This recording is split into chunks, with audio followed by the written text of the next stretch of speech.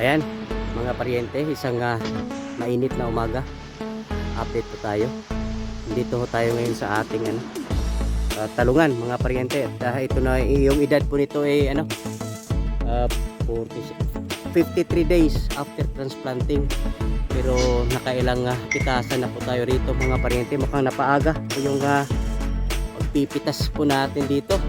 Kasi siguro magmula nung inilipat tanim, 35 days lang yata po yun.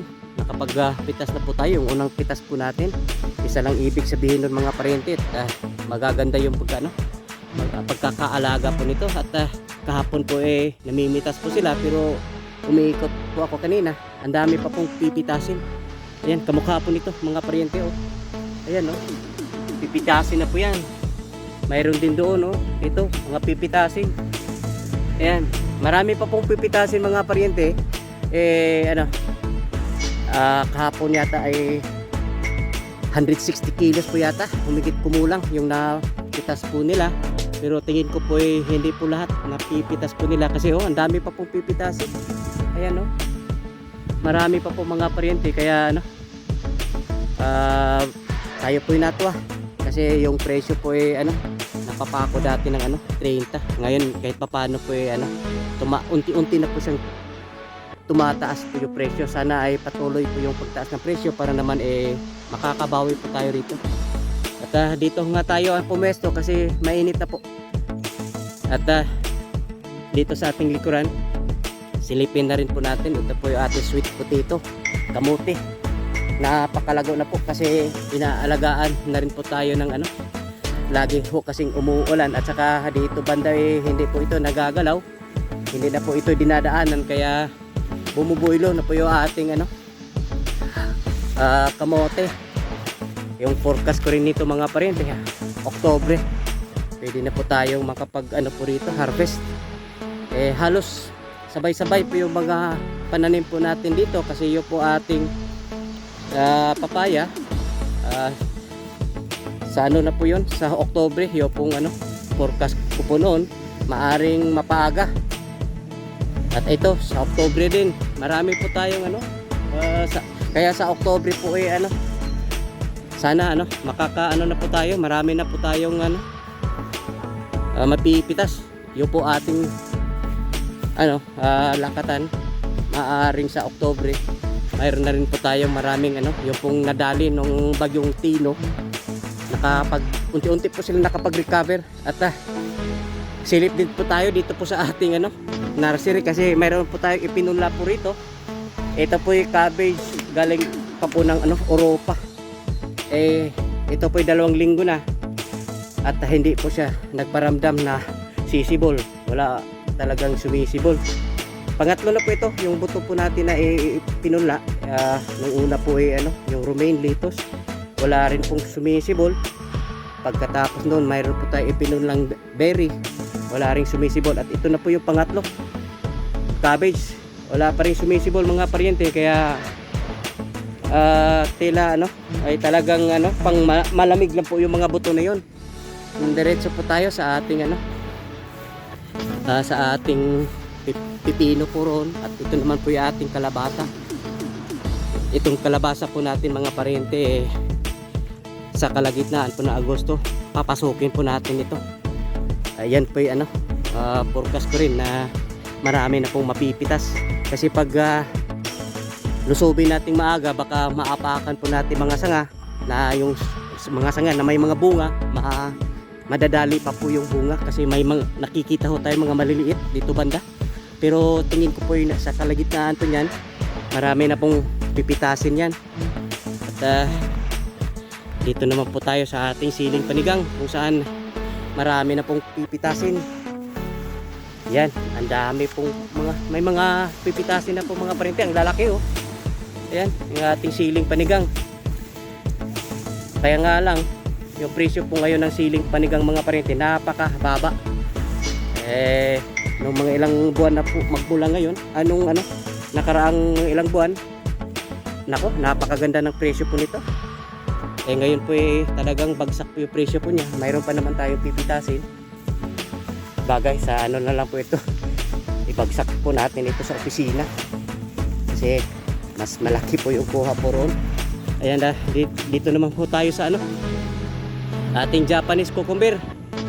Ayan, kahapon po nakapagpitas po sila ng ano, isang tudling na po kasi ito.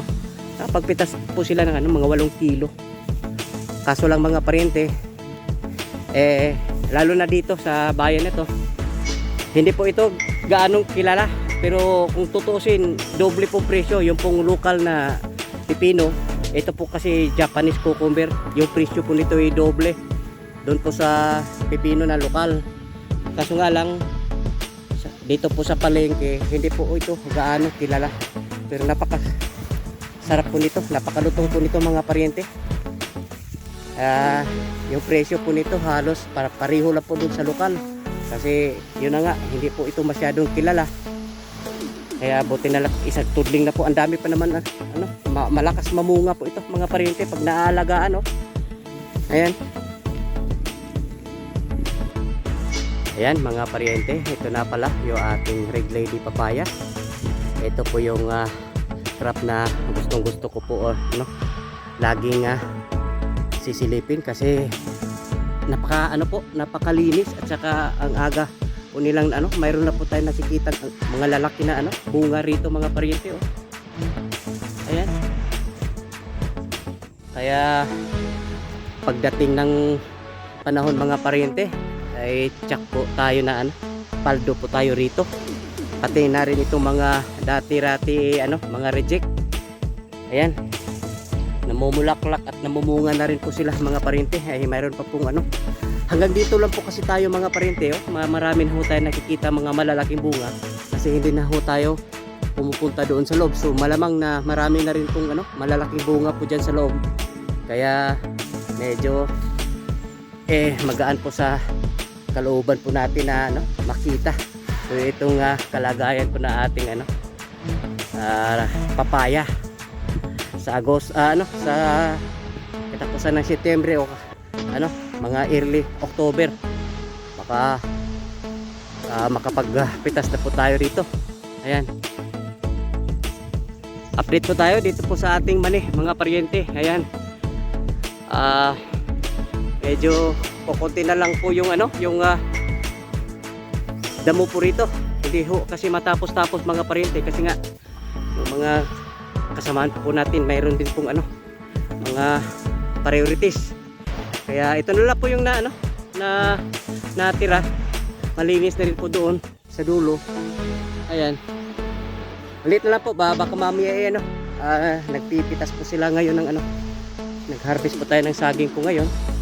Kaya baka mamaya ma-level na po yung ating mga kasamahan. Patatapusin po natin yan para naman po ano, kasi huling ano na lang yan, pagdadamo, at hindi na po ito gagalawin. At ito po forecast ko rin po nito, October din po mga paryente, pwede na po itong i-harvest. At ito naman pong lupa sa katabi po niya, ito po inilaan po natin sa ating ampalaya. So balik hindi po magalaw-galaw kasi lagi po kasi umuulan. Kaya sabi ko kay ano, sa Mang Denver pag ano, tuloy-tuloy po yung init, pag magagalaw na po itong lupa, gawa ng flat kaagad. Kasi yung pagpatayo po ng balag, madali na lang yun kasi kahit umuulan, kahit basa yung lupa, pwede makapagpatayo po tayo ng balag.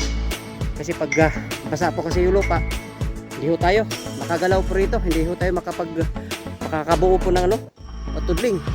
Kasi dumidikit, ang hirap po pag gagawa po ng tudling pag basa po yung lupa.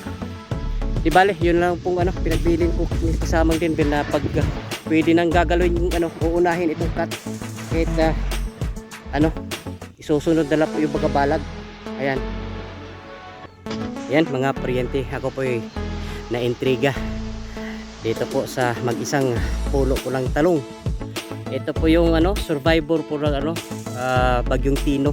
Dito po kasi bago ho Bagyong Tino, talungan po ito, mga maliliit pa, kalilipat tanim mo lang, tapos dinaanan po tayo ni Bagyong Tino, kaya na ano, inaanod lahat. At ito po ano, mag-isa na lang po itong nakapag-survive. Subalit lagi po siyang namumulaklak, pero yung po bulaklak po niya ay po hindi po tumutuloy, nalalaglag po yung bulaklak po niya. Ito na nga namumulaklak na naman kasi nung mga 2 linggo o nung nakarang linggo po ay nung mga 2 weeks ago, may sobra po tayo yung spray po natin. Ini-sprayhan po natin ito, yung po kasi spray po natin may kasamang pulyar. Yan, hindi pa talaga ito nakapagpamunga. Lagi lang ho itong namumulaklak at hindi tumutuloy. At may mga palatandaan na uod mga parente. Ito po ay atake po ng uod. Yung nananamlay po yung talbos po niya. Yan, mga uod po yan. At ito na nga, mamaya po pag may sobra po ng spray po natin, isasama na rin po natin ito. At yan, may kinalaman po ito kasi wala ho kasi itong walang abono, walang lahat wala. Patuloy ho siyang namumulaklak pero nalalaglag din kalaunan. Kaya mamaya po magtabi po tayo ng i-sprayhan po natin ito kasi namumulaklak na naman siya. Pero subukan ho natin, baka makukuha ho natin sa kahit hindi na ho tayo maglagay ng abono sa puno, yun na lang sa pulyar, tsaka yung mga fungicide at saka insecticide. Yan, at titignan ho natin itong mga darating na araw pag may tutuloy na bulaklak po nito, maging bunga. Ayan, yan mga parente, update po tayo dito po sa ating itinanim na Carabao grass. Napakalago na po mga parente. Kulang na lang po nito po ititrim. Subalit yung ate pong grass cutter hindi pa naayos. Pag minamano-mano po kasi ito mga parente, medyo matatagalan din po tayo po nito. Samantalang pag mayroon po tayong grass cutter, napakadali lang. Ayan, ito po, napakalago ng ating Carabao grass. Silip. Update na rin po tayo dito po sa ating bahay kubo. Ito, nangingitim mga parente kasi nga sira po kasi yung ate bubong po riyan. Kaya yung po tubig po tubig ulan dumiretso po rito.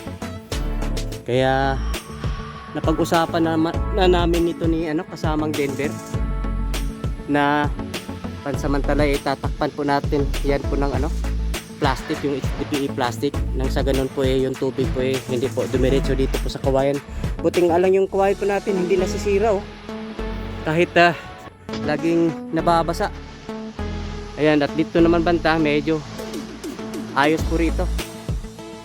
Nangyari po kasi nito mga parente, nung araw po yung pong sanga po ng akasya dito po nakadikit po rito sa bubong, kaya yung po mga daga po may madadaanan po yung baga daga.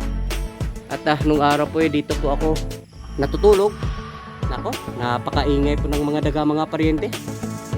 Ayan, at silip na rin po tayo dito po sa paligid po ng ating bahay kubo.